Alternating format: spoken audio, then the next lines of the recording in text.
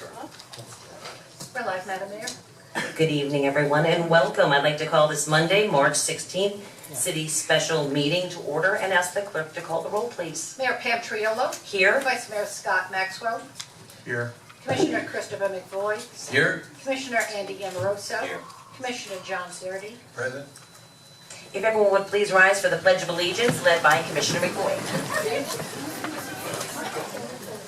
I pledge allegiance to the flag of the United States of America and to the republic for which it stands, one nation, under God, indivisible, with liberty and justice for all.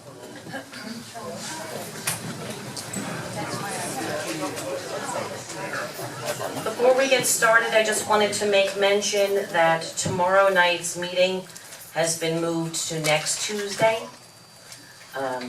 The backup materials were not there early enough, so that meeting has been moved. And also the work session, which was scheduled for this weekend, is postponed until further notice. They've got to find another available date. Thank you. Item 3A, resolution number 10-2015, certify the results of the municipal general election. So moved. Second? Second. All those in favor? Aye. Aye. All those opposed? Motion carries unanimously.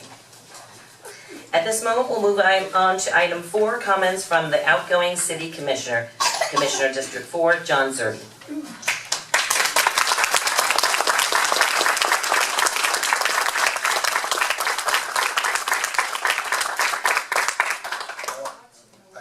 I first want to congratulate Chris and Ryan. And I know how much walking and talking it takes during a campaign.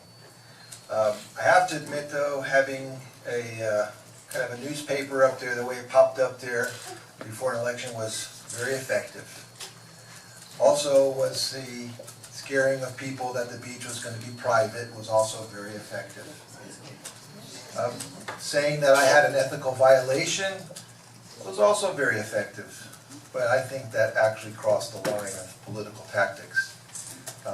I'm still pursuing all my legal recourses there. That being said, I am proud to say I ran a campaign based on facts and honesty and truth. The same as I've been your commissioner. Those of you who know me for the past 10 years at Bryant Park, and those of you who know me for over 50 years as some close friends, know that I always have spoken truthfully. Now I challenge those of you who don't know me to produce any real evidence to the contrary.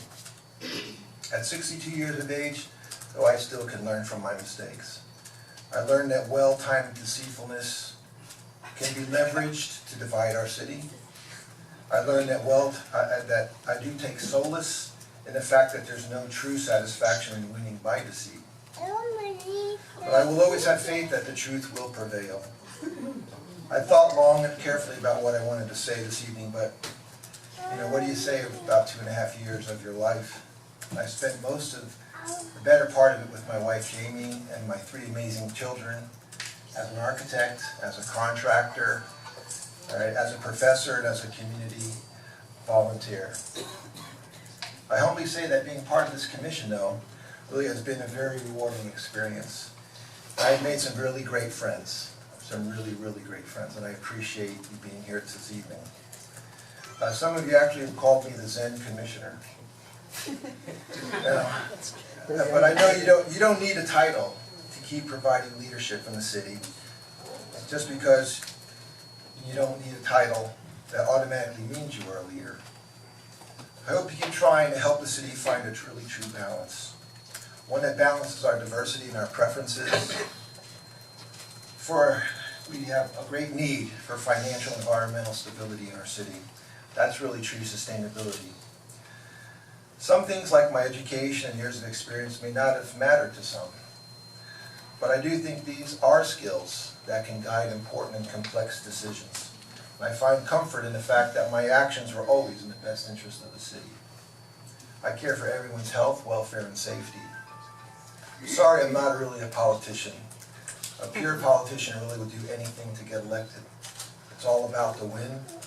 And some people have spoken and written whatever it takes, even at the expense of my reputation, which was offensive and hurtful to my wife and my family and my kids and my friends.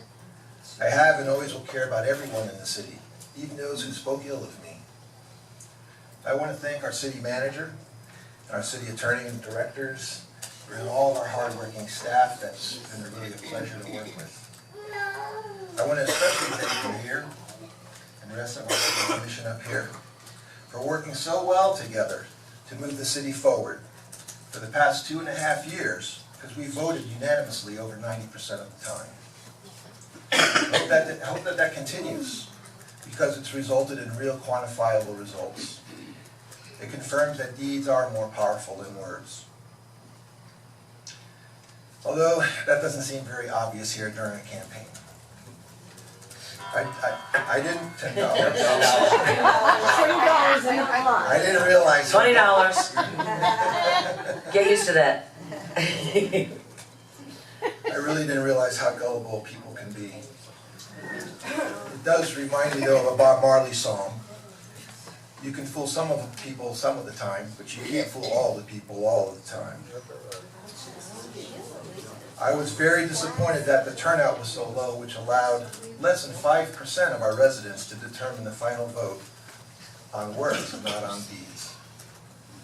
Let me reflect on a few things that I've done and some things that I haven't done.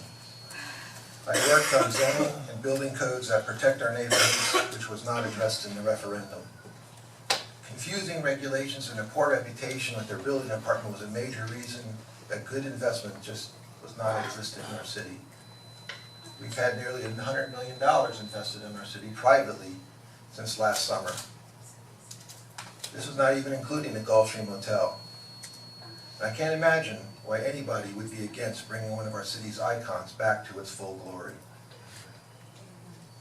I'm proud to have been part of a concerted effort here to bring much needed investment into our city, and I'll continue to do so.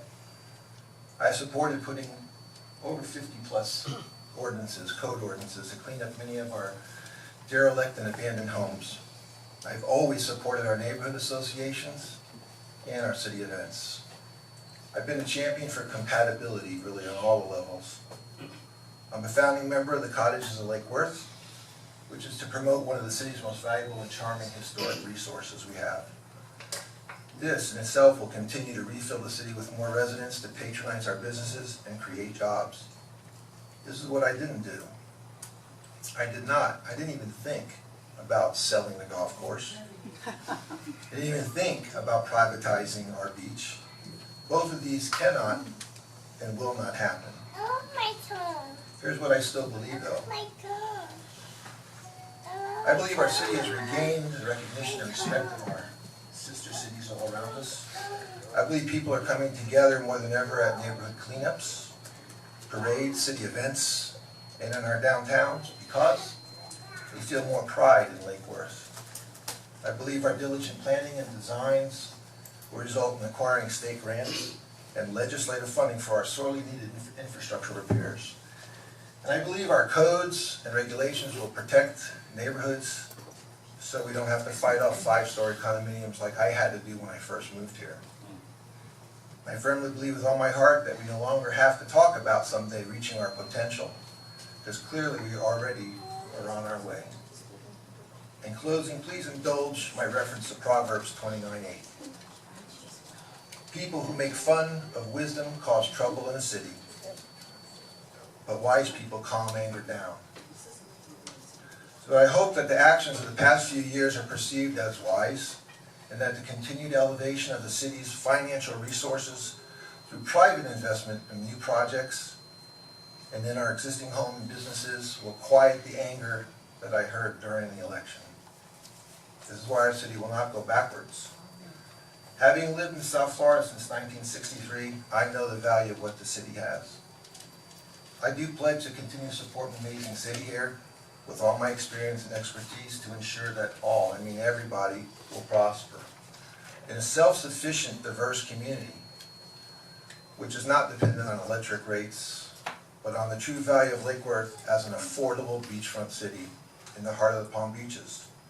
What could be better than that? Thank you, and I'll see you around town, and God bless Lake Worth.